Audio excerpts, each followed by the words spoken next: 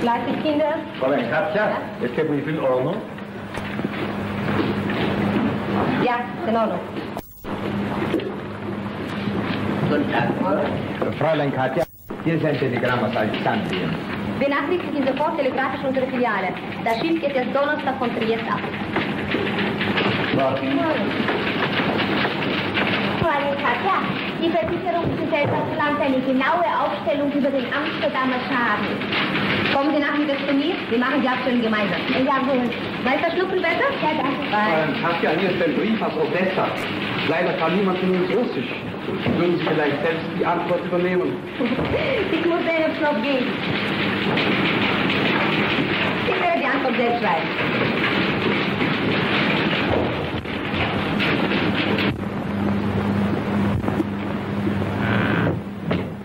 Katja, Ja. komm mal her. Ich erhalte eben ein Telegramm von Rainer. Er trifft um 11:30 in Wien ein. Er bringt wahrscheinlich seinen Sohn mit. Wenn du nichts dagegen hast, werde ich Sie zum Mittagessen einladen. Für wann? Für heute. Also Onkel, was du für Sachen machst. Wir sind noch gar nicht vorbereitet. Schrecklich. Bitte Privatwohnung. Johann, also bitte hören Sie zu. Jawohl, gnädiges Fräulein.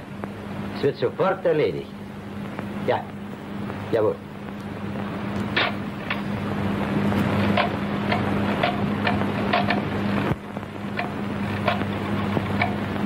Hallo? Hier bei Seiffert. Gewiss! 2 Haken. Jawohl, ich notiere. Dankeschön, wird sofort besorgt. Empfangsbesten samt Verdiener. Franz? Na, wo steckst denn der Franz? Franz? Franz! Franz! Franz!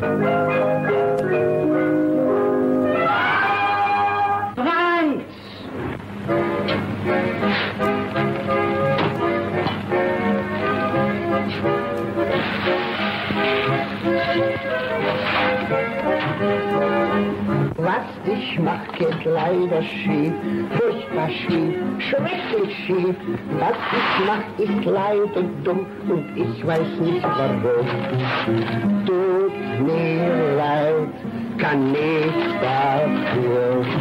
Ich schäme selbst den ganzen Tag mit mir.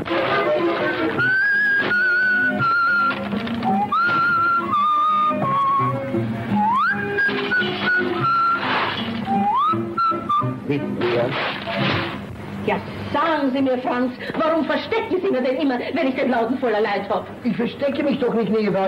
Ich wieg den Reis ab. Kein Mensch kann Sie finden. Sagen Sie recht, ich hab's zu leise gesungen. Machen uns keine Witze. Gehen Sie jetzt raus bedienen und nachher müssen Sie liefern gehen.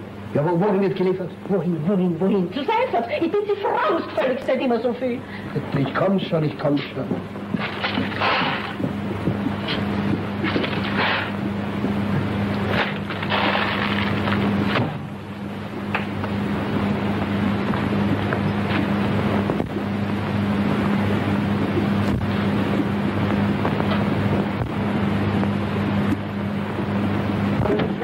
Und dann wurde die Dame schon bedient? Nein, noch nicht. Ja, womit kann ich dienen? Ich krieg 10 Eier. 10 Eier, jawohl. Ja, ich gebe noch recht 10 ein. frische Eier, hier hinein, jawohl. 10 ganz frische Eier. 3, 4, heute gekommen, alles frisch. 6 Stücke, 6 Stück bitte Zeit, schauen Sie an. 4, 6, bisschen Holzwolle. Ja, danke schön. Nein, ohne Holzwolle, bitte schön. 8 mal wieder. 9 und 10. Stimmt? Ja, stimmt. Nein, das stimmt doch immer nicht. Hier ist das 10. Ei. Hopp!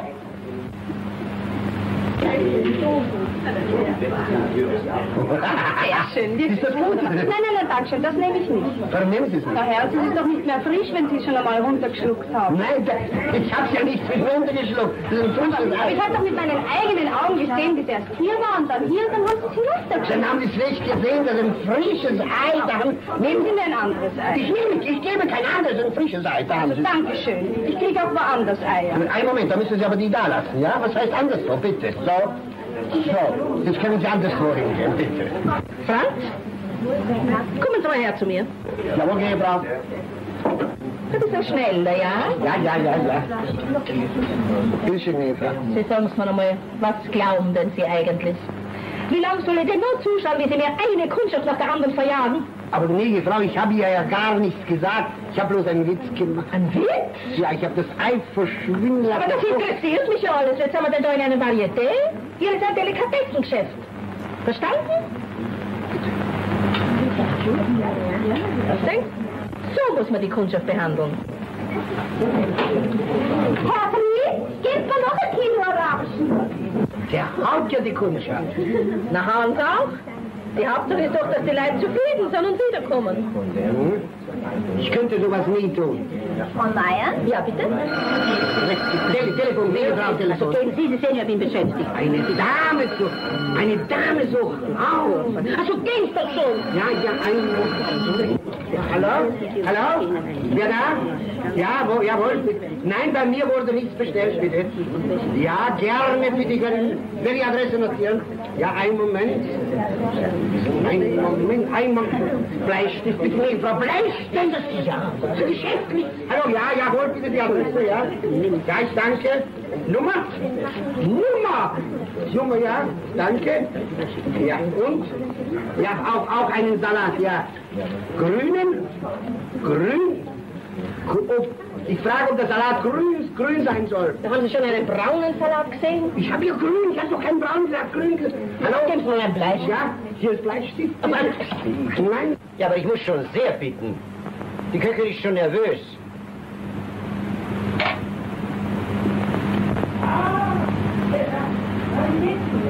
Gnädiges Fräulein, soll ich vier Personen decken? ja.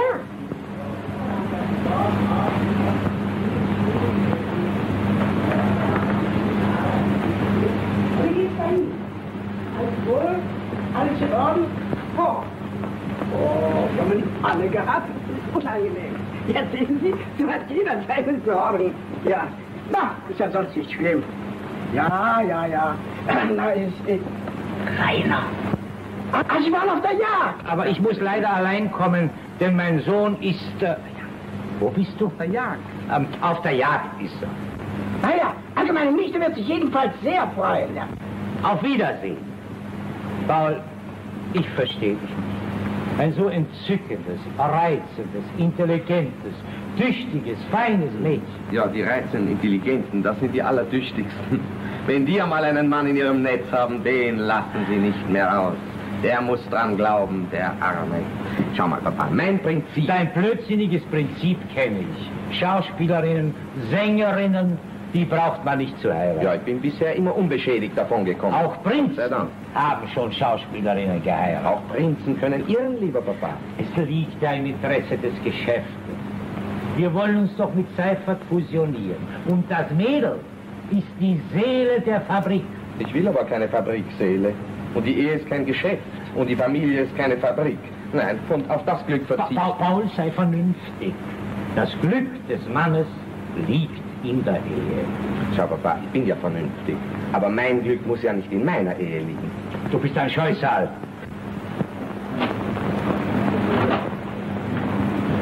Nicht lauter Kleine, Herr Franz, sondern schimpft die gnädige. Ja, die Kleine müssen wir ja auch verkaufen, Fräulein. Ja, aber nicht von mir. Suche schon selbst. Bitte schön.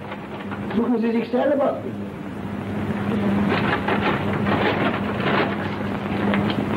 Hallo.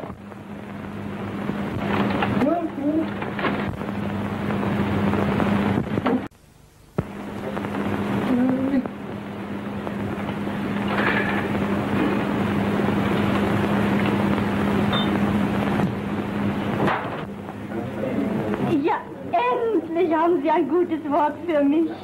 Sind Sie nicht böse, Fräulein? Sie? Auf Sie? Ja, warum denn? Wer lieb's?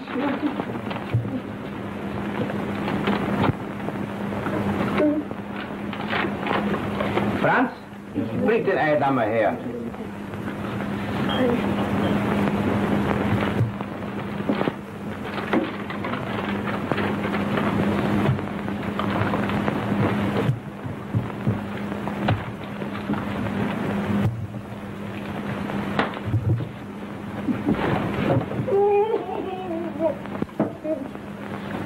Gehen Sie jetzt liefern.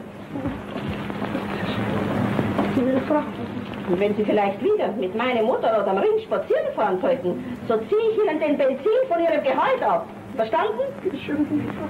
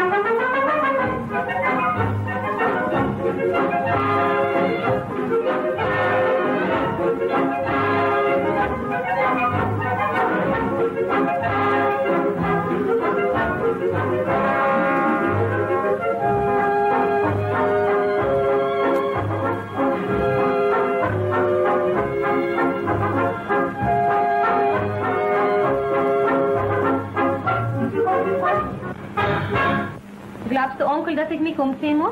Glaubst du, nicht nötig geht. Der alte Rainer sagte ja ausdrücklich, er kommt nur auf der Durchreise von der Jagd. Er macht auch keine Umstände. Der interessiert sich jetzt überhaupt nur noch für die Jagd. Ich habe so das Gefühl, er vernachlässigt das Geschäft. Und der Herr Sohn scheint auch andere Interessen zu haben. Deshalb wollen sie sich mit uns fusionieren und wir sollen die Führung haben. Und der Sohn? Was für ein Mensch? Oh, ein junger Mann, Anfang 30, sehr nett. Vielleicht etwas leichtsinnig. Wahrscheinlich. Sehr vornehm ist das nicht, das Mittagessen in der letzten Sekunde abzusagen. Liebes Kind, für mich ist die Hauptsache, dass der Vater kommt. Guten Tag. Warum kommen Sie nicht über die Hintertreppe? Na, weil es hier näher ist. Sachen kommen in die Küche. So, dann tragen Sie ihn ein. Und das ist Ihre Pflicht. Meine? Guten Tag. Grüß Gott. Bitte tragen Sie Hasen in die Küche. Na, sehen Sie. Bitte wollen Sie nicht näher treten? Ich? Natürlich Sie. Wohin? Ins Fernzimmer. Bitte schön.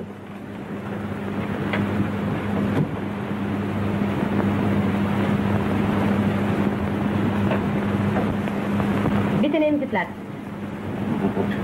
Dankeschön. Mein Onkel kommt sofort. Bitte schön. Rauchen Sie? Dankeschön. Wunderschön. Wunderschön. Was sind das für Zigaretten? Ägyptische. Ägyptische? Ja. Originalpackung. Originalpackung. Ja. Habe ich noch nie gehört. Ägyptische Originalpackung. Sehr schön ist die Schachtel jetzt. Brauchen Sie auch eine? Brauchen Sie?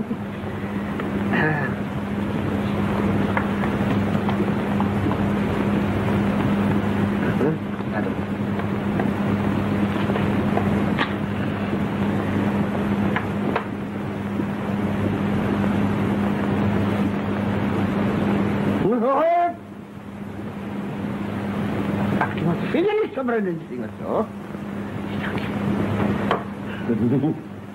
Aber die Hasen sind schön, ne? Wunderschön. Die waren die schönsten. Ich habe sie ausgesucht. Ausgesucht? Ja. Eins kann ich nicht verstehen. Wie man das Herz haben kann, so ein armes kleines Tier niederzuschießen. Da haben Sie eigentlich recht. Das ist eine Gemeinheit. Und warum tun Sie es dann? Ich habe ja nie im Leben einen Hasen niedergeschossen. Na, und die zwei? Die sind ja doch im Laden. Sie sind sehr gelungen.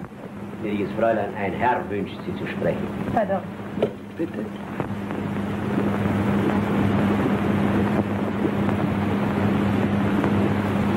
Gnädiges Fräulein, Ja?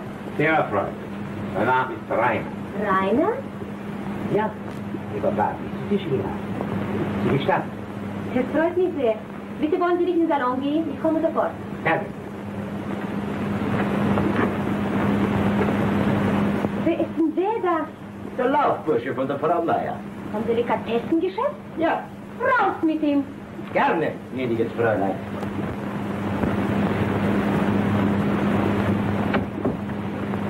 Gedulden Sie sich bitte einen Moment. Mein Onkel kommt sofort. Bitte sehr, gnädiges Fräulein. Sie, die Dame hat mich eingeladen.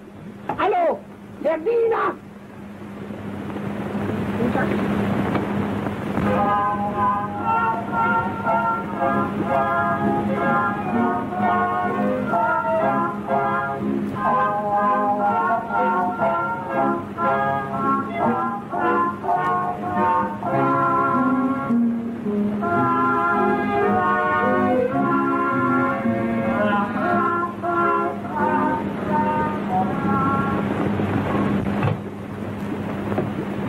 Hallo? Ist mein Onkel im Hause? Was? Wer ist bei ihm? Der junge Rainer? Danke, geben Sie mir meinen Onkel. Onkel, ich komme gleich zu dir. Aber bitte stell mir den jungen Rainer nicht vor. Ich will ihn mir nur ansehen. Ja, nur ansehen. Gleich. Gut. Ja. Bitte. Also ich glaube, Herr Seiffert, ich habe der Meinung meines Vaters nichts mehr hinzuzufügen. Ja. Die Sache geht in Ordnung. Dürften keine weiteren Differenzen zwischen uns mehr sein, Herr Rainer? Bitte, Herr Direktor, ich möchte gerne eine dringende Unterschrift haben. Ja, bitte.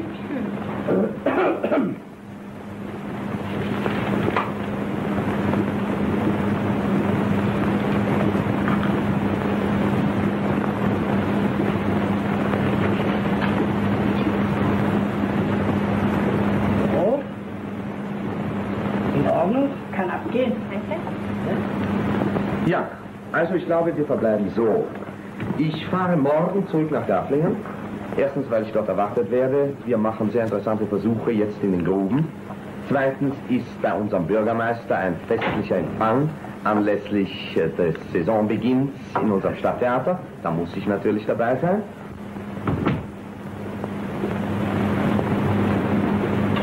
Danke, Mutter. Ja, Sie waren doch früher bei Rainer. ja. Kennen Sie den Paul Rainer? Ob ich den Paul kenne? Schon als kleiner Junge bin ich mit ihm immer im Prater gegangen, Salamander fangen.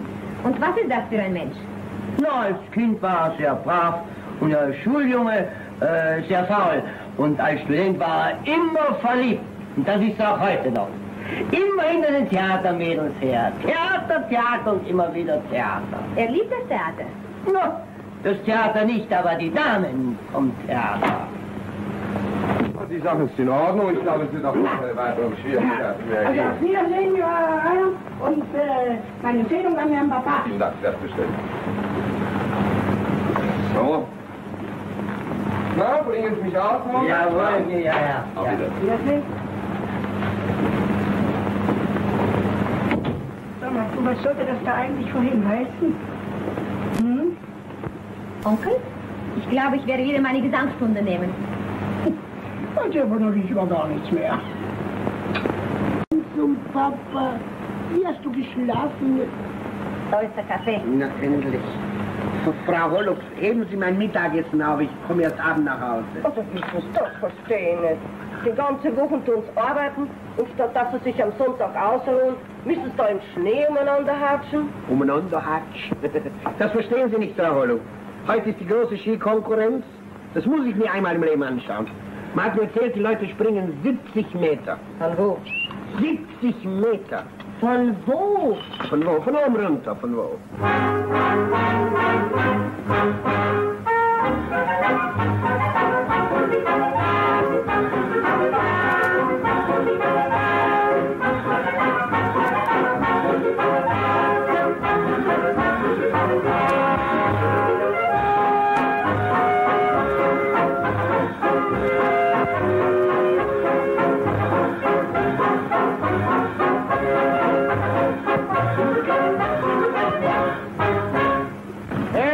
Was wollen Sie denn da? Sie verstehen kann man ja den ganzen Parkplatz. Na, Ihnen zuliebe werde ich kein Königswasser tanken mehr. Stellen Sie da dort hinten auf. Ich denke nicht daran. Mein Auto bleibt hier. Sie sollen nicht dort hinten aufstellen. Sie rühren sich nicht an das Auto. Auf Sie. Weil ich gemeint, was hat Sie an mir gesagt?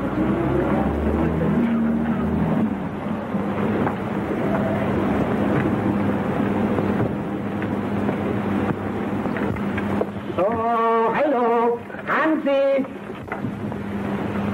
Du, das ist doch dein Wagen. Wir sind angekommen. Na, höchste Eisenbahn. Das ist eine Atmosphäre, Franz. Frau Meiner, dann bleibt euch.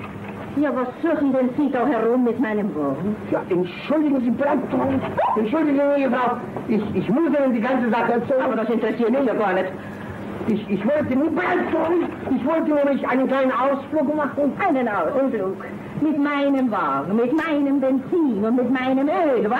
Ja, aber die Hufe, die Schienen gehören mir, gnädige Frau. Alles ziehe ich Ihnen morgen vom Lohn ab, verstehen Sie? Und außerdem fliegen Sie endgültig hinaus. Nein, gnädige Frau. Jetzt fahren Sie sofort zurück nach Wien mit meinem Wagen. Sofort drehen Sie um, verstanden? Seien Sie mir nicht böse.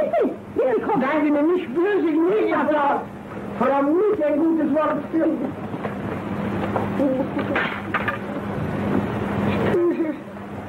Kannst aussteigen. Halt noch die Sonntagsvergnügen. Erst diese furchtbare Fahrerei und dann muss man sich auch noch schlagen lassen. Hansi!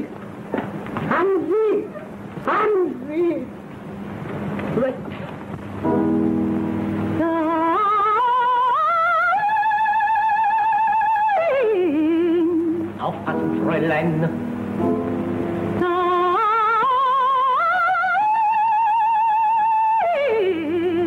Nicht so schnell, Fräulein.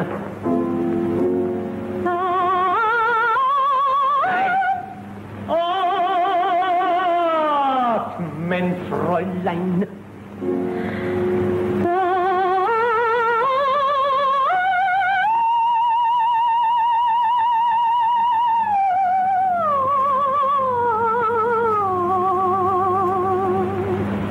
Jetzt war's gut, Fräulein. Also gehen wir weiter.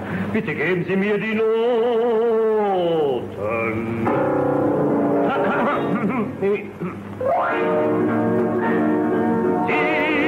Sie ganz besonders reizend, singt doch Tenor, mit Gefühl in den Ohr. Sie sind ganz besonders traumhaft, heute oder nie. Und jetzt antworten Sie,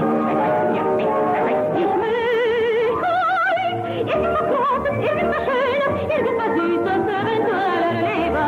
Erleben Sie auch nicht. Ich will erst das Liebe, zweites das Laune, drittes das Stimmung, für mich mein Herz vergeben.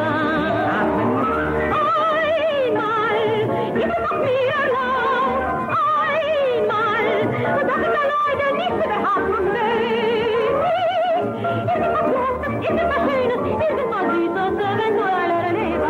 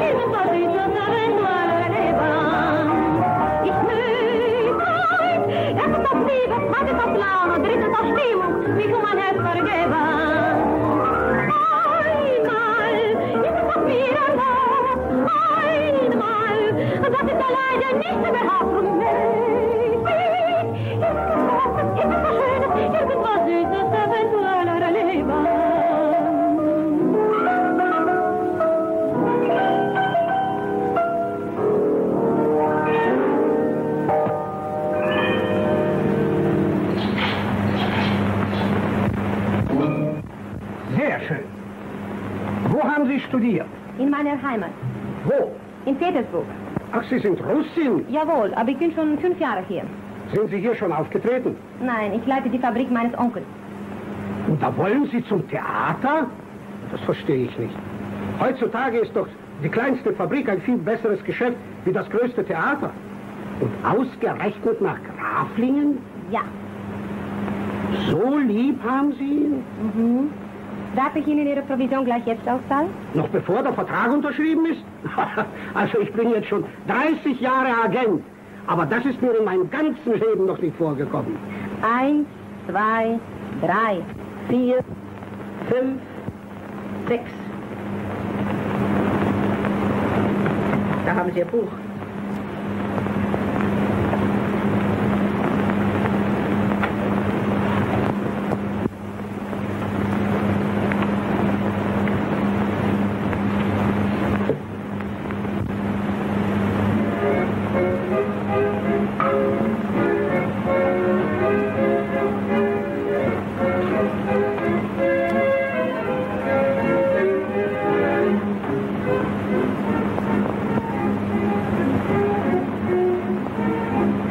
Was ich mach, ist leider dumm und ich weiß nicht warum.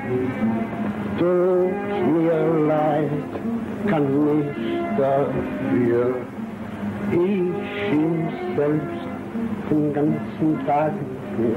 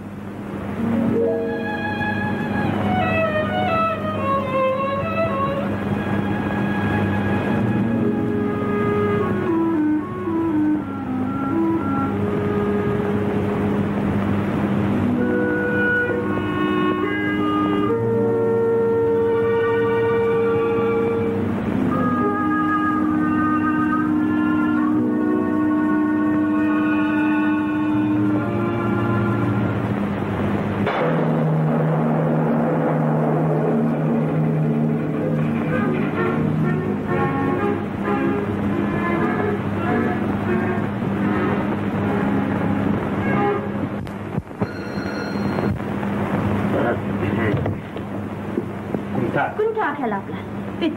Danke. Ich bitte, ist Herr Träger zugegen? Ja? Dann bitte melden Sie mich ihm. Ja, aber es ist jetzt jemand bei ihm. Vielleicht gehen Sie so lange ins Wartezimmer. Verbindlichsten Dank.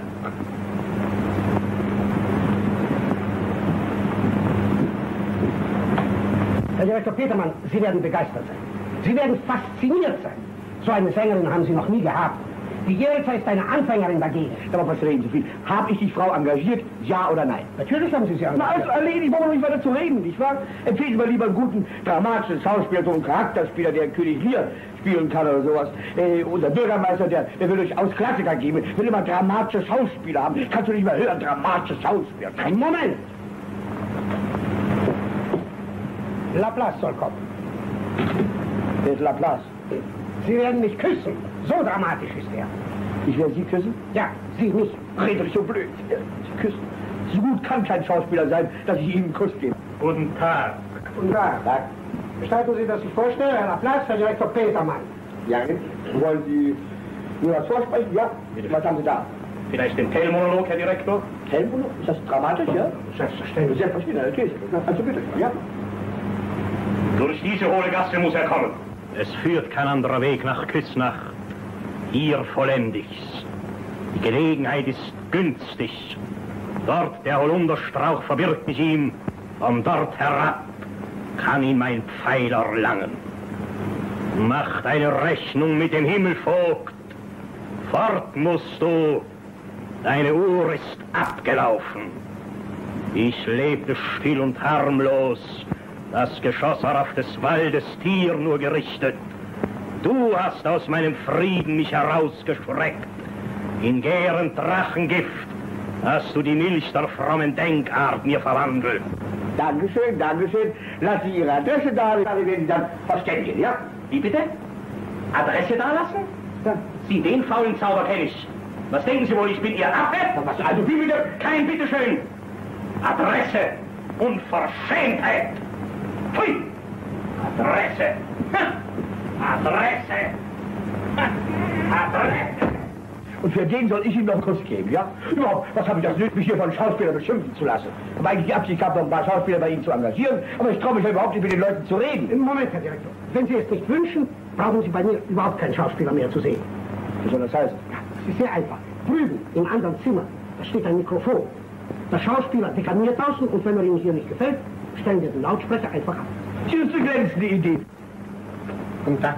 Was suchen Sie hier? Fräulein Hanse, ich wurde hinausgeschmissen. Recht geschieht Ihnen. Warum?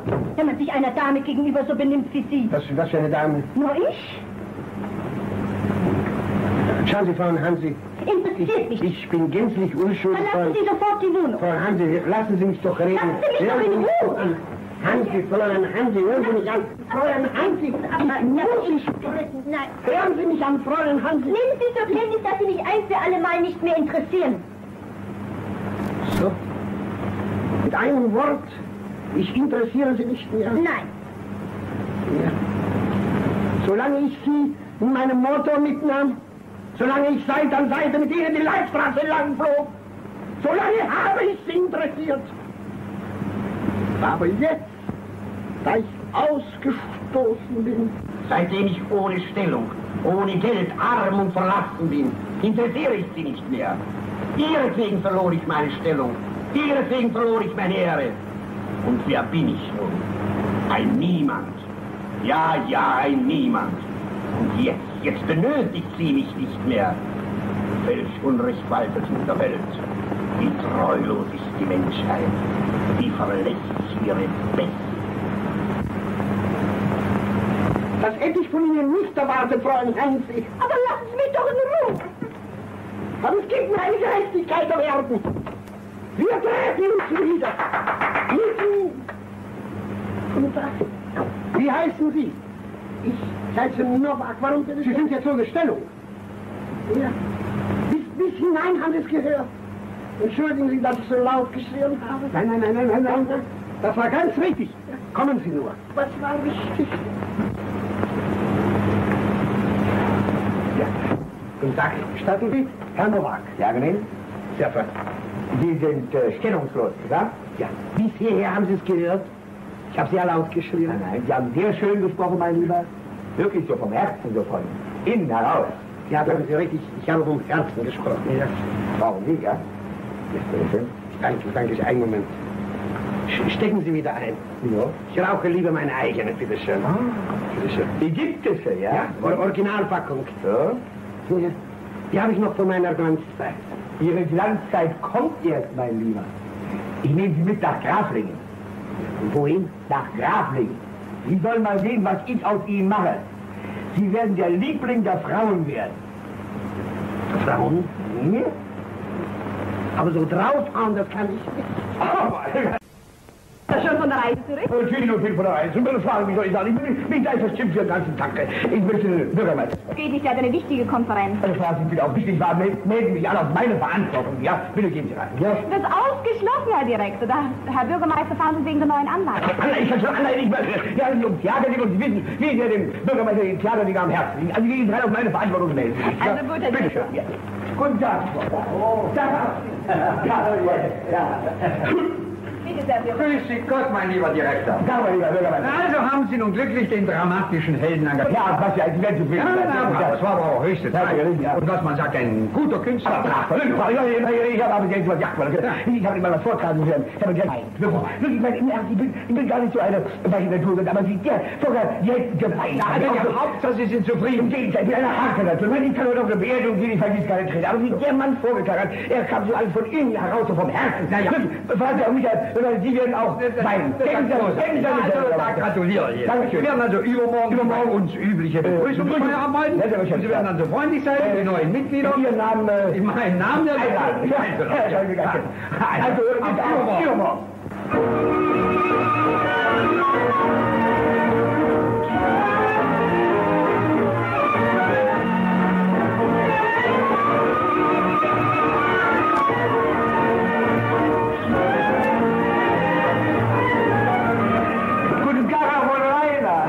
Lieber dir. Was sagen Sie, meine Damen und Herren? Ist Ihnen doch ganz egal, wie mir es geht, weil Ich hoffe, dass die neue Saison einen starken Beweis Ihres künstlerischen Geschmacks bietet. Ja, wenn die neue Dinge nach Ihrem Geschmack ist, bestimmt. Herzlich, wenn man auf so einen Menschen sehen stößt. Nicht wahr? Und dann noch die Wahrheit. Ja, soll ich Ihnen vorstellen? Ich habe nicht gesagt. Aber gedacht haben Sie, ja? Also, kommt Sie selbst vor, oder?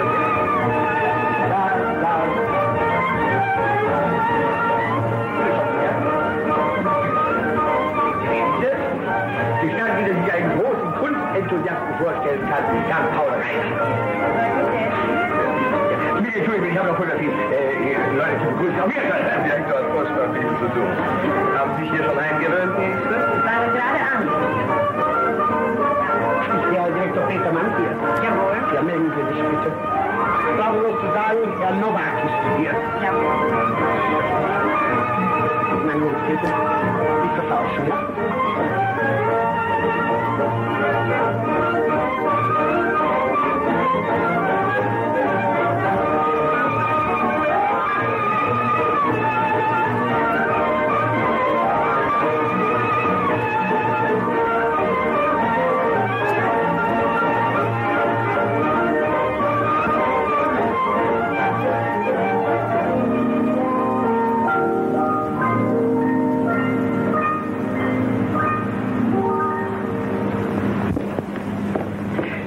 Aber wo stecken Sie denn so lange? Der Bürgermeister wartet doch schon auf Sie. Ich kann nicht, aber jetzt ist erst mein Frack fertig. Ja, so habe ich auch. Ein Mensch soll keinen Frack haben. Einen Frack müssen wir ihn erst noch anfertigen. Aber schön, was? Der sitzt Sie tadellos. Sie tragen eine schwarze Krawatte zum Frack. Ja, das ist in Ordnung. Das passt doch nicht. Können Sie mir überlassen? Nein! Zum Frack trägt man eine weiße Krawatte. Regen Sie sich nicht auf, hier haben Sie die schwarze und bringen Sie mir meine weiße. Was, 2 Krawatten haben Sie bei sich? Ich habe auch eine getupfte da. Ach, gehen wir Stück, da können wir jetzt billig stellen. Ja. Nicht kitzeln, Herr Direktor. Direktor. Bitte, mach die Stelle, ja? Ja. Vorsichtig. So, in Ordnung. Ich danke. So, bitte schön. Ich danke gut. Ja, ist alles. Wollen Sie die getupfte haben? Nein, mal her, ja? Sagen Sie, was soll ich hier eigentlich machen? Sie also Fragen stellen, Sie wie ein dummer Schulbuch. Guten Abend, meine Herren. Guten Abend, Herr Bürgermeister. Kann ich sich vorstellen, Herr Franz Nowak. Freut mich sehr, Herr Nowak, Sie kennenzulernen. Darf ich bitten, meine Herren? Bitte, Herr Nowak. Bitte. Nein, bitte. Nur nach mir. Bitte. Und wo waren Sie bisher engagiert? Nirgends. Ich bin eine Anfängerin.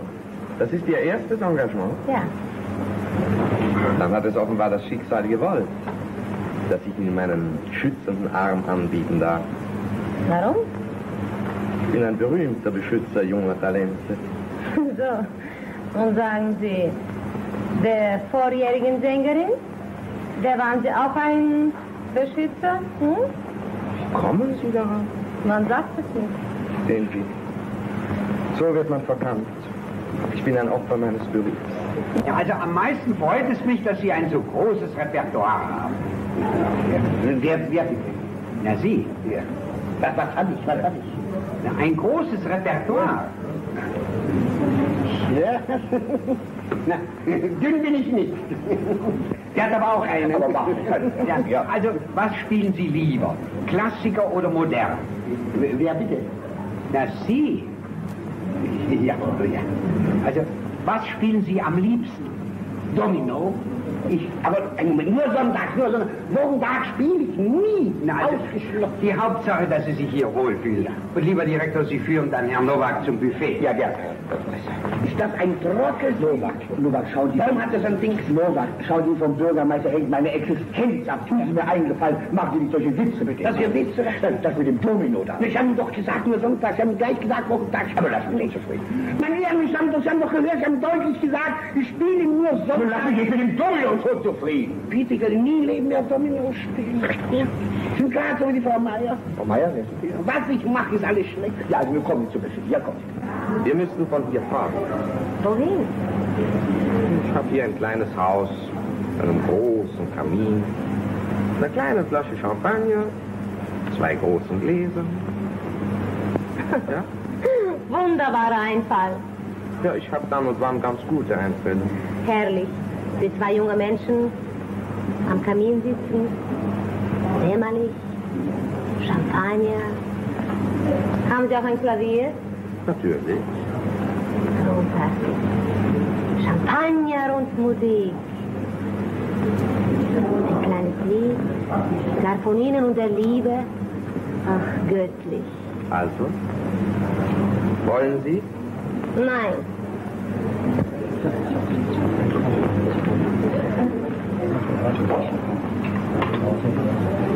Bitte schön. Na, endlich. Sagen Sie, soll ich meinen Backhaus sehen? Nein, wir sind nicht schmutzig.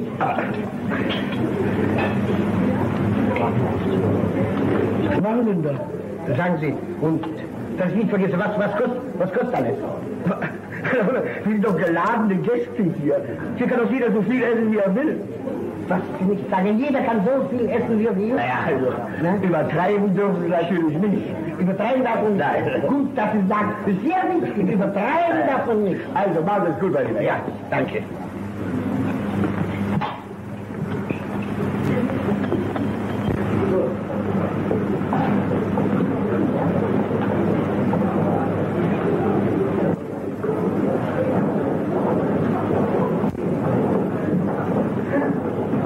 Jawohl, wieder mein Herrschaften. So, frische Schinken gekommen, bitteschön.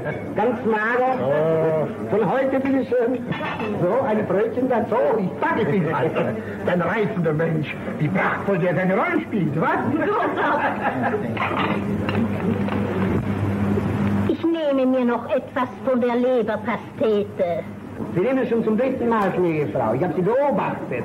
Man soll nicht übertreiben. Ein Stückchen können Sie bekommen. Geben Sie her. So. Oh, bitte. So.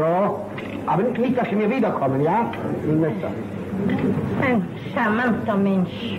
Meine Herrschaften, darf ich Sie zum Buffet begleiten? Oh, bitte, setzen Sie Bitte schön. Sehr liebenswürdig. Ja.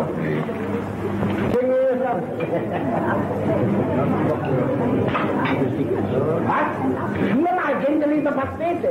Die Witze, die dieser Nowak doch beim Buffet macht, die sind ja sehr nett, aber schließlich erwarten doch die Leute von einem dramatischen Künstler ein ernsteres Betrag. Ja, Sie haben ja vollkommen recht. Das Wichtigste ist doch, wie der Mann auf der Bühne ist. Und da ist er gut, verlassen Sie auch nicht mal. Dann nehme ich jede Garantie, dass der Mann da...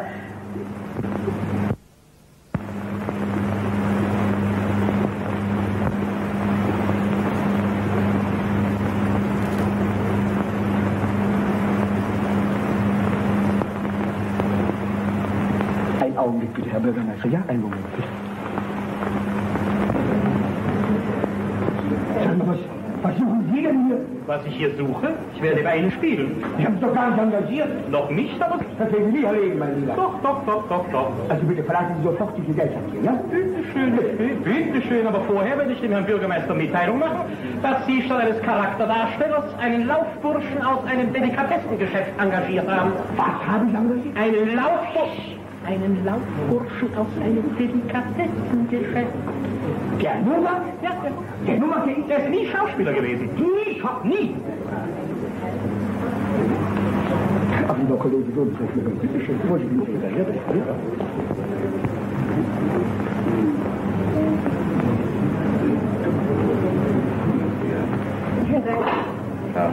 Guten Abend. Guten Abend. Ach, guten Abend. Gut, dass ich Sie treffe. Können Sie sich erinnern, wie ich zu Ihnen die 2 Hasen abgeliefert habe? Sie werden staunen. Als Sie im anderen Zimmer hineingegangen sind, hat mich der Diener hinausgeschmissen. Nein, geschlagen hat er mich nicht. Also, entschuldigen, das ist nämlich ein ganz freudscher Diener. Ich muss Ihnen das erzählen, passen Sie auf. Ich habe nämlich 2 Hasen abgeliefert. Ja, was denn für Hasen? Tote Hasen, ganz toll. Und passen Sie auf. Einen Moment bitte. Ich möchte Ihnen etwas sehr Wichtiges sagen. Ich erzähle Ihnen dann die ganze Sache. Das ist ja furchtbar, das ist ja schrecklich. Sie sind also ganz sicher, dass er kein Schauspieler ist? Jawohl, ganz sicher. Sie wollen das beweisen? Ich kann es beschwören. Das ist doch kein Beweis. Also gut, ich gebe mein Ehrenwort. Wieder schwören Sie lieber. Also nicht. Ich werde Sie engagieren. Aber der Bürgermeister hat kein Wort. Gut. Na, Dieser Nowak kann was von dir erleben. Na, das hat ja ganz gut geklappt. Haben Sie verstanden? Jawohl. Kann ich darauf rechnen, dass Sie schweigen werden? Hallo, meine Dame, ich habe es versprochen. Und ich einmal mein Wort gebe, er ist eigen. Ich bin zwar kein nobler Herr. In meinen Augen sind Sie ein nobler Herr. Ja, ich bin einer, aber ich wollte es nur nicht sagen. Und ob ich ein nobler Herr bin, das will ich schon. Wollen Sie eine Zigarette? Originalpackung Ägypten. Gottes Willen. Also, wie wir besprochen haben. Jawohl.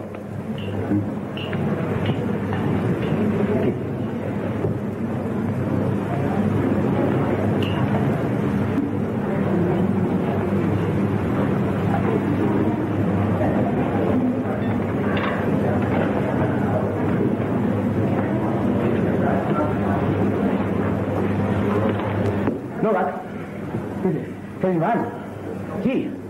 Sie haben mich betrogen. Ich? Sie betrogen? Wer sagt das? Nehmen alles Gast. Der hat mir es gesagt. Nein, Herr, ich habe Sie nicht betrogen. Doch. Ich habe bis jetzt nur keine Zeit gehabt zu verrechnen. Bitte schön. Hier ist das Geld. Was für Geld? Hier ist alles. Ich habe Sie nicht Ich habe ungefähr 45 Schilling eingenommen. Hier ist... Was? Beschränken Sie nicht. Die einmal gegessen haben, die haben nicht bezahlt. Es waren da Leute, die 4, 5 Tage gegessen haben. Die haben bezahlt nichts. Sie haben von den Gästen haben Sie Geld genommen. Sie hören mal zu. Nowak, ist es wahr? Sind Sie überhaupt gar kein Schauspieler? Sie?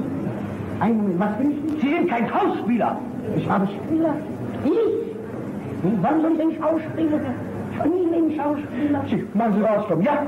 Was? Mit einem Haus? Ja, ich habe doch einen Vertrag für ein ganzes Jahr. Sie sind ein ganz gewöhnlicher... Ja, meine Herren. Frau Bürgermeister. Die Gesellschaft erwartet Sie. Kommen Sie, lieber Meister. Aber vor den Leuten kein Wort. Oh nein. Soll ich ihr das Geld tun? Nein, das können Sie doch nicht. Ich steck's da ein. Ja. Hier ist das Geld. Und dann teilen Sie. Raus. Ja, raus. Ja. Meine Damen und Herren, ich bitte Sie jetzt Platz zu nehmen. Die neue Sängerin unseres Theaters wird so freundlich sein und sein zu singen. Ich hab dich lieb.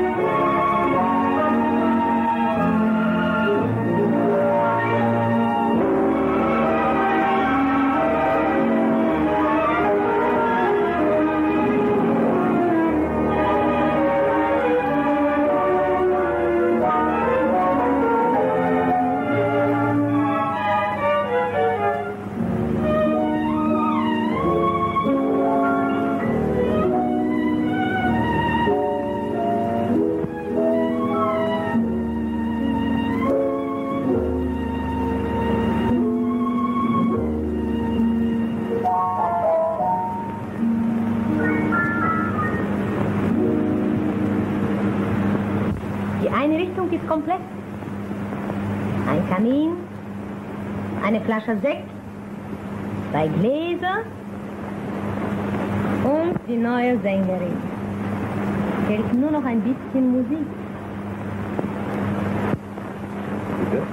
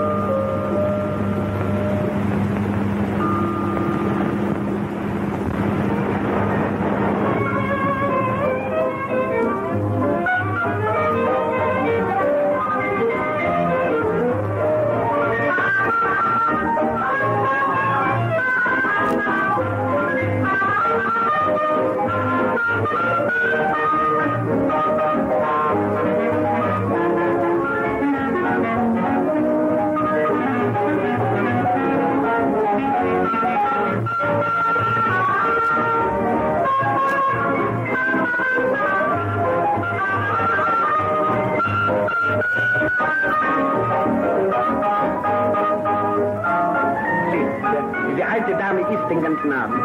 Was geht Ihnen das an? Aber bisher hat sie nicht einen Groschen bezahlt. Aber ich bin doch zufrieden mit der Zahlerei. Aber ich schon. Aber lang.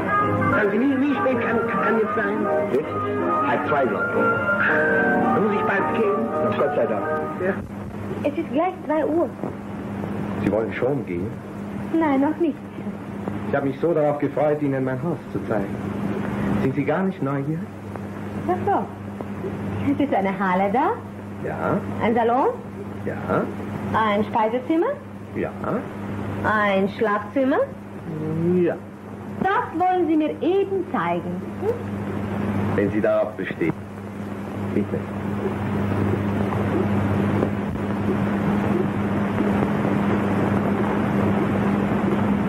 Gefällt es Ihnen? Hübsch. Sehr hübsch. Gnädiger Herr, Ja, was gibt's? ein Herr wünscht Sie zu sprechen. Jetzt? Mitten in der Nacht? Ich bin nicht zu Hause. Guten Abend. 2 Uhr. Dann muss ich leider gehen. Ich gratuliere. Man merkt doch, dass Sie eine Künstlerin sind. Diese Regie. Alle Achtung. Gute Nacht.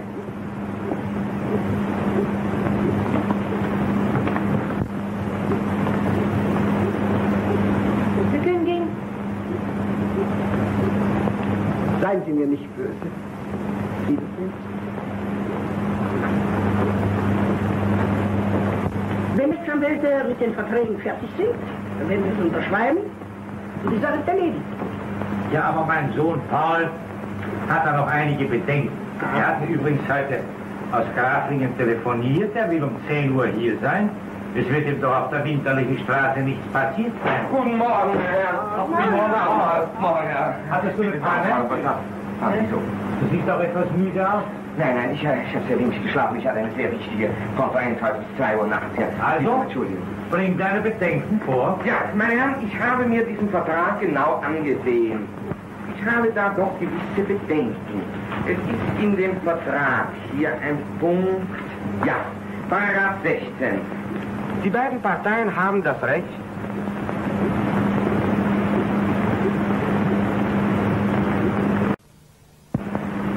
Ja, guten Morgen, Fräulein Katja. Ja, wie geht's Ihnen denn? Du kennst Fräulein Katja wohl gar nicht. Gestatten Sie, dass ich Sie mit meinem Sohn bekannt mache? Was ist das? Sie wohnen in Wien? Wieso? Ich? Nein, ich wohne überhaupt. Das heißt, die größte Zeit des Jahres wohne ich in Graflingen. Ach, in Graflingen. Ja, in Graflingen. Dort sind ja die Gruben, nicht? Ja, dort sind die Gruben. Verzeihen Sie bitte, ich habe noch etwas zu tun. Auf Wiedersehen, Herr Reine. Auf Wiedersehen, Fräulein Katja. Adieu.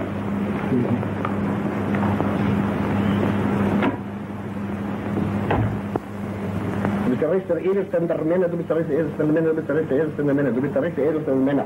Du bist der rechte Edelste der Männer, der jemals lebt, im wechselhaften Zeit, jemals lebt, im wechselhaften Zeit, bist du ich werde das nie leben lernen. Sie müssen, Nowak, Sie müssen, glauben Sie mir, Sie müssen. Glauben Sie, ich sitze hier zu meinem Vergnügen mit Ihnen und kämpfe und arbeite mich hier mit Ihnen. Im Theater kann ich gar nicht machen, das merkt ja von jeder, dass Sie kein Schauspieler sind. Der Bürgermeister will doch, dass Sie die Rolle spielen. Wenn er merkt, dass Sie den Aufposten engagiert hat, dann verliere ich ja meine Stellung. Aber es geht nicht Ihre Stellung an, Herr. Sie, Nowak, ich erschieße Sie, wenn Sie nicht auftreten. Ich muss auftreten. Schrecklich. Herr Rechter, ich habe eine Idee. Ich singe ein Kumpel. Sie können doch in Julius Caesar, können doch kein Couplet singen. Warum nicht? Sie ist doch wahnsinnig geworden. Ein Couplet wirkt Ihnen. Wenn ist Caesar so ein Klassiker, ist doch von Shakespeare. Braucht ja niemand zu wissen. Also bitte lesen, da war vielleicht inzwischen besser geworden. Ja, versuchen es doch mal, ja. Aber mit mehr Schwung, ein bisschen mehr Temperament, mehr Schwung. Nur los. So gut. Du bist doch recht, der erste Moment, der niemals nichts auf der Zeit. Und wie dieser genau so schlecht. Hören Sie mal zu, wie ich vorlese. Ja, versuchen Sie es wenigstens so. Wissen wir nach. Ich will es doch, der Rechte, mein Herr. Ruhe! Du bist der rechte, edelsten der Männer, der jemals lebt im Wechsellauf der Zeit. Wie der Hand, die dieses Blut vergossen hat. Du bist der rechte, edelste der Männer, der jemals im Wechsellauf der Zeit. Und Sie blubbern, es hat gar keinen Zweck. Glauben Sie mir, ein Analphabet liest besser als Sie. Wer liest besser? Ein Analphabet. Engagieren Sie sich. Also hören Sie mal zu. Sie können was sagen, ja? Sie reden die Rede so, wie Sie sie können. Und Ruhe! Passen Sie auf, wenn Sie sagen, Ruhe! Und zum Schluss stürzen Sie sich auf den Caesar nieder und stechen ihn nieder. Wer? Sie stechen den Caesar nieder. Ich stech den Caesar nieder. Mit dem Dolch der Hand irgendwo durch am Kostümbaum in die Magazin raus und dann stellen Sie nieder. Sie zeichnen zum letzten Mal, Herr Direktor. Ich flehe Sie an, lassen Sie mich ein Couplet singen. Herr Direktor, seien Sie nicht mehr nervös. Ich stehe den Fehler nicht nieder. Sie haben die Hölle. Das kann ich täglich nicht auf. Das folgt dir nicht. Muss eine gute Luft. Das kann ich nicht auf. Ganz lieb, das doch. Ich stehe den Fehler nicht nieder. Ich lasse mich nicht einsperren. Ich denke nicht. Du bist doch recht. Ich denke nicht. So Richter sind Männer, die niemals im Welt auf der Zeit. Und will sie. Ich kann nicht.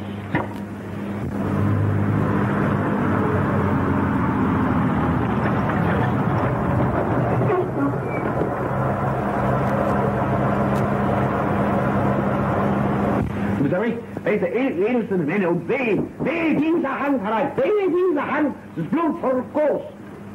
Guten Tag. Wo ist die Dame, die Sie gestern Abend auf meiner Villa abgeholt haben? Bitte nehmen den Platz. Ich habe keine Zeit. Wo ist die Dame? Im Theater weiß man nichts von ihr. Na, im Theater kann man auch nichts wissen. Die ist doch keine Schauspielerin. Sondern? Lassen Sie aus, Sie werden lachen. Vor einer Woche habe ich zwei Hasen. Ja, Ihre Hasen interessieren mich nicht. Bitte, und ohne Hasen kann ich nichts erzählen. Also erzählen Sie mit Hasen, aber nur schon. Ja, aber da müssen Sie ruhig zuhören. Seien Sie nicht so nervös. Passen Sie auf. Ich habe die zwei Hasen abgeliefert bei Seiffert. Bei wem? Und bei Seiffert in Wien. Dort habe ich die Dame kennengelernt. Mit einem Wort, diese Dame ist Fräulein Katja. Ja, die ist die Katja. Ich danke Ihnen, ich weiß nicht alles. Nein, Sie wissen noch gar nicht. Kommen, laufen Sie nicht. Sie wissen noch gar nicht. Ich muss Ihnen erzählen, was der Diener getan hat. Welcher Diener? Der Diener, das interessiert mich nicht. Einen Moment, der Diener hat mich genommen, der Diener hat mich hinausgeworfen. Das hätte ich auch getan, auf Wiedersehen. Einen Moment, laufen Sie nicht ein. Ich hätte eine große Bitte. Sie müssen mir einen Rat geben. Ja, tun Sie mir das, mein Herr. Passen Sie auf. Sagen Sie, sind Sie Rechtsanwalt? Nein. Dann ist gut. Sagen Sie, aber offen und ehrlich, anständig. Was kann mir geschehen, wenn ich nach Beendigung eines Satzes meinen Dolch nehme und den Cäsar niedersteche? Wen? Cäsar? Kenne ich nicht. Ja, nebenbei, ich kenne ihn ja auch nicht. Sie haben ja nur zu sagen, was kann mir geschehen? Eingesperrt werden Sie. Ich danke Auf Wiedersehen. Und der Verrückte will mir das nicht glauben. Jetzt habe ich eine Frage an Sie. Bitte gerne. Wie kommt Fräulein Katja zum Theater? Das müssen Sie wissen. Ich habe keine Ahnung. Keine Ahnung. Interessant. Ich bemerke sofort, wenn eine Dame in mich verliebt ist. Sie liebt mich? Das haben Sie alles nicht bemerkt. Nein. Das kann sich glauben. Warum ist die Frau zum Theater gegangen? Weil sie erfahren hat, dass Sie sich nur für Schauspielerinnen interessieren. Was glauben Sie, warum ist die Frau mit Ihnen Mitternacht in Ihre Villa gegangen? Das tut eine einzige Frau nur dann, wenn sie einen Mann liebt. Und das alles hat er nicht gemacht, diese heutige Jugend. Schämen Sie sich. Nach. Ich danke Ihnen. Auf Wiedersehen. Ja, ich war eben bei Bürgermeister. Ja. Sie brauchen nicht in Duellfehler zu spielen. Sie spielen einen modernen Stück. Hier ist es. Ja, bitteschön. Brauche ich niemanden umzubringen? Nein, brauche ich niemanden umzubringen. Doch Flüchtlinge. Ja.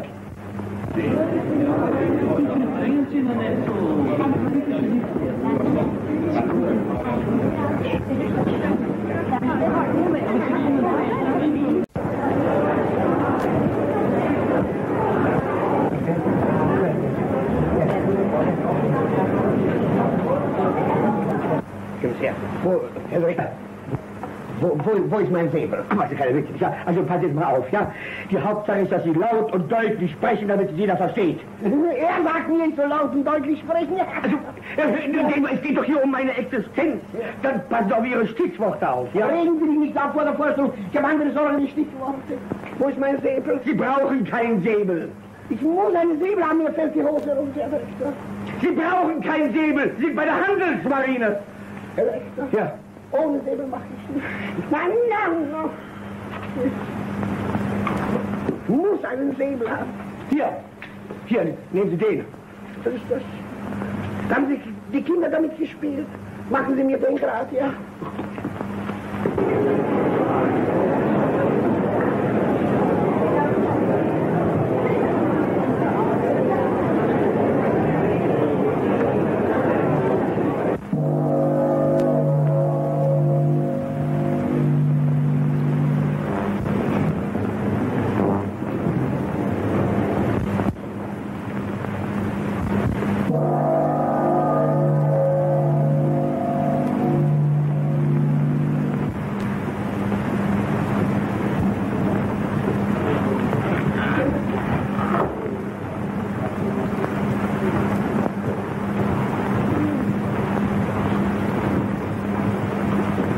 Ja, heute, ne?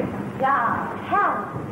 Fahren Sie gerne auf hoher See? Und wie gibt es ein schöneres Gefühl, als wenn der starke Wind über das Licht streift? Ja, prachtvoll. Aber Sie entschuldigen mich bitte nachsehen, ob ein Radiogramm für mich gekommen ist. Sofort? Ja. Ich hoffe, dass niemand erfahren wird, dass ich der Flüchtling bin. Du weißt doch, dass man das ganze Schiff nach mir absucht. Fürchte dich nicht, Ludwig. Ich stehe mit meinem ganzen Leben für dich ein. Ist doch noch zu früh. Gib Acht, der Kapitän kommt. So, jetzt, raus. Ja, raus. Ja. Komm, geh. Was ist denn? Was ist denn los? Gott, was macht man denn da? Komm, komm, halt, komm mal hier. Gott, wie komm mal hier. Gib Acht, der Kapitän kommt. Komm, ich komm mal hierher.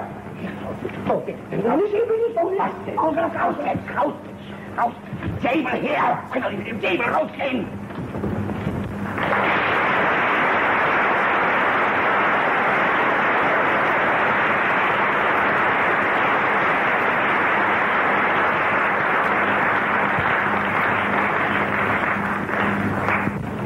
Guten Morgen, ihr Lieben.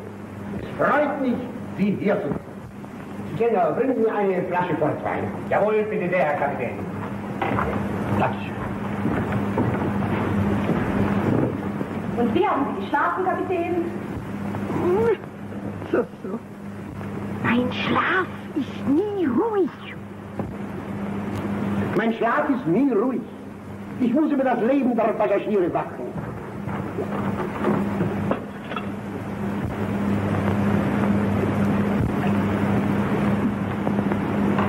Und wohl, Kapitän. Ich danke.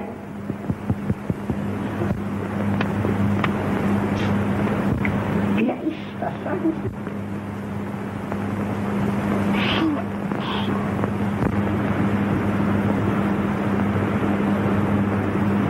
Trinken Sie. Prost, Kapitän. Prost. Gut. Prost.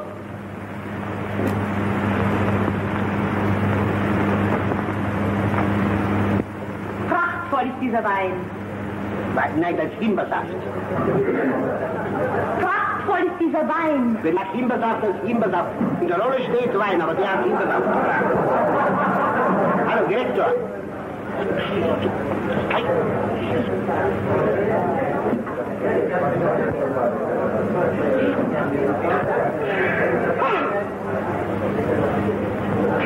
Die Sonne hat den herrlichen Trunk so völlig gereift.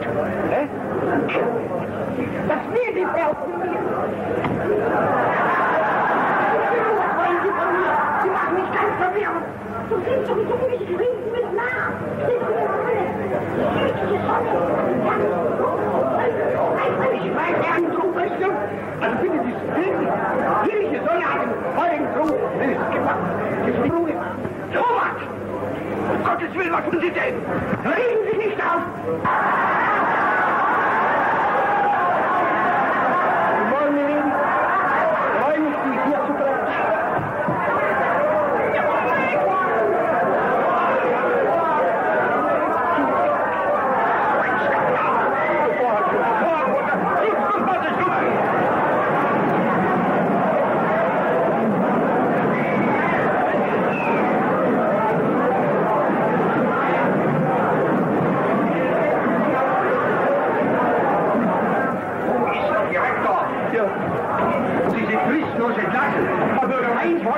Lassen Sie das Theater. Kommt mir so ein Blamage.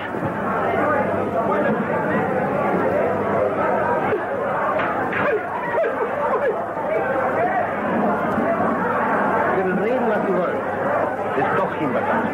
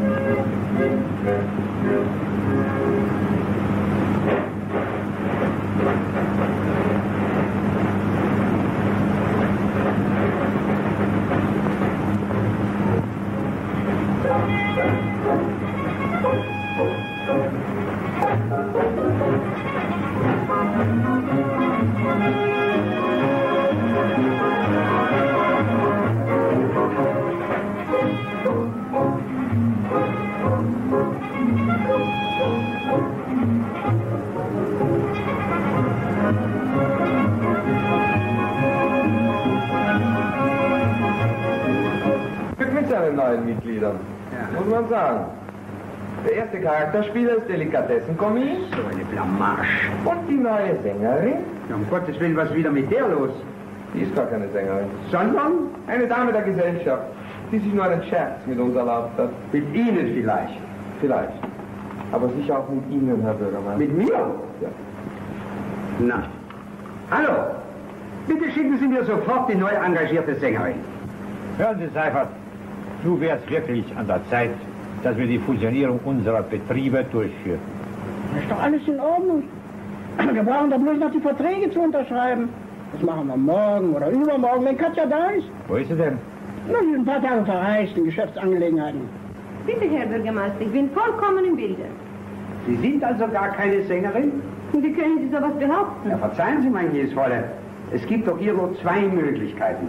Entweder Sie sind von Beruf Sängerin, bitte, dann steht Ihrem Vertrag nichts im Wege. Oder aber Sie haben sich einen schlechten Scherz mit uns erlaubt, dann allerdings bedauere ich sehr. Aber das Theater ist ein sehr ernster Beruf und weiß Gott kein Tummelplatz für schlechte Scherze. Dann kann ich also gehen. Ich glaube, unsere Unterhaltung ist beendet. Adieu. Adieu.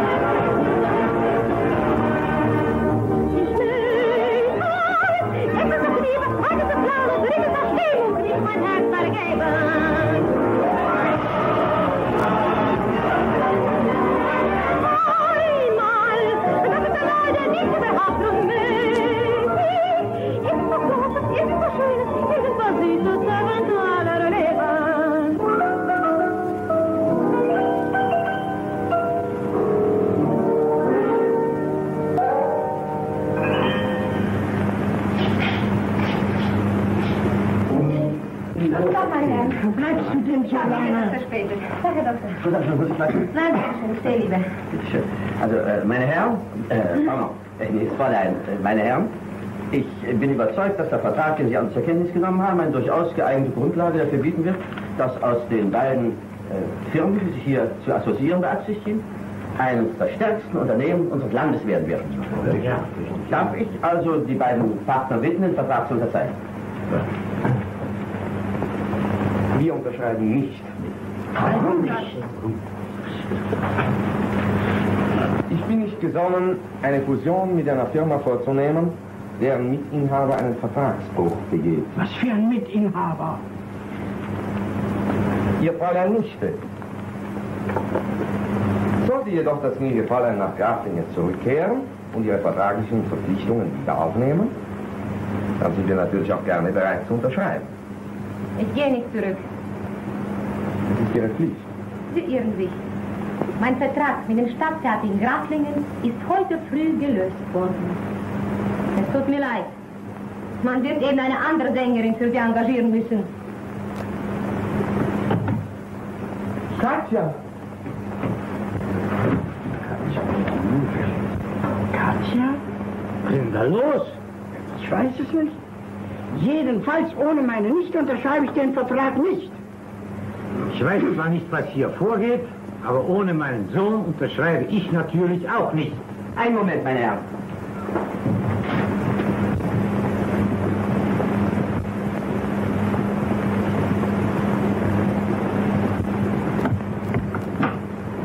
Meine Herren, wir können den Vertrag unterschreiben. Guten Morgen, Herr Nowak. Ach, ich hab wohl ein Leben. Ist das aber schön, dass Sie zu mir kommen. Ja, ich muss Ihnen noch sehr gratulieren. Danke schön. Wir haben gehört, Sie haben so große Erfolge gehabt im Theater. Ja, im Theater habe ich sehr große Erfolge gehabt. Ein einziges Mal bin ich aufgetreten, habe eine ganze Jahresgage bekommen. Mein Ehrenwort. Die 3 Minuten war ich auf der Bühne. Ach, so viel Geld bekomme ich, dass ich Frau Meier den Laden abkaufen konnte. Franz, Nowak. Ja, lesen Sie weiter, bitte. Delikatesse. Delikatesse, wenn Sie belesen, so belesen Sie. Schön. Ja, sehr schön. Aber Sorge, ich hätte nie gesagt, schrecklich. Sie mit dem Personal, das ist schlimm. Ich habe einen neuen Laufbursch. Wenn ich den wegschicke, ablicke, ich weiß überhaupt nicht, ob er zurückkommt. Ja, das ist es.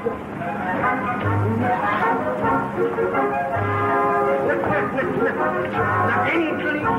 Was heißt da endlich? Fahren Sie mit dem alten Klappen, der bleibt ja jeden Augenblick stehen. Da muss ich auch über 4 Treppen hoch. Kann ja nicht Fahrstuhl fahren, wenn ich liebe, ja? Hören Sie doch nur. Na ja, ist doch klar. Die Kundin steht hier. Sprechen Sie mit mir. Unter 4 Augen können Sie mit mir machen, was Sie wollen. Also, Entschuldigung. Natürlich, Sie will nicht doch Ihr Brot geben. Ja, ich weiß. Herr Direktor, ich hätte noch... Ja, aber nein, Sie nicht. Also, was wollen Sie bitte, ja? Ich kaufe Ihnen heute einen neuen Hut. Wieso? Ja, aber Sie können doch nicht in so einem Hut herumgehen. Sie sind doch kein Giger. Also, nicht so viel, ja. Kommen Sie. Und über die seltsamen Bauchrispannen.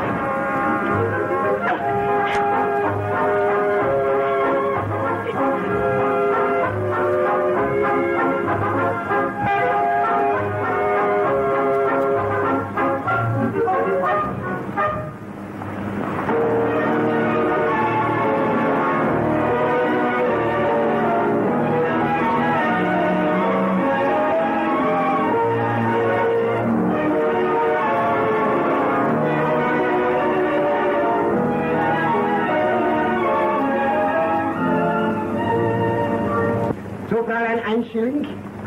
Ein Schilling, danke schön, danke herzlich. Kommen Sie bald wieder, bei mir bekommen Sie alles. Kommen Sie morgen wieder und jeden Tag. Danke schön, herzlichen Dank. Danke schön, auf Wiedersehen. Guten Tag, wünsche ich. Guten Tag, Herr Nowak. Guten Tag, meine Dame.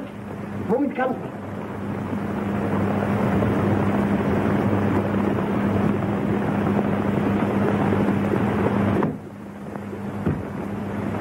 Was wollen Sie? Ich möchte bitte 2 Schnitzel, wenn Sie mir überhaupt noch etwas verkaufen wollen. Ja, verkaufe. Muss doch verkaufen, Fräulein. Ich bin nicht zum Vergnügen hier, Fräulein. Ich bin im großen Laden. Muss Miete bezahlen, Steuer bezahlen, Krankenkasse bezahlen, Fräulein. Privatsachen gehören nicht zum Geschäft.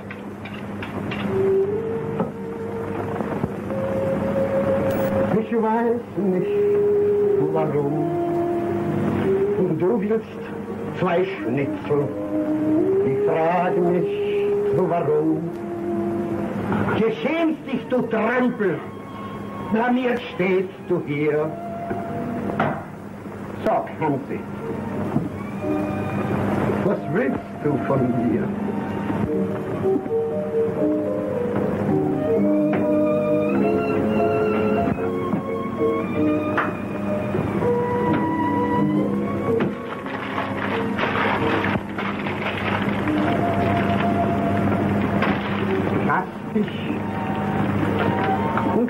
Ich weiß nicht, warum. Ich weiß nicht.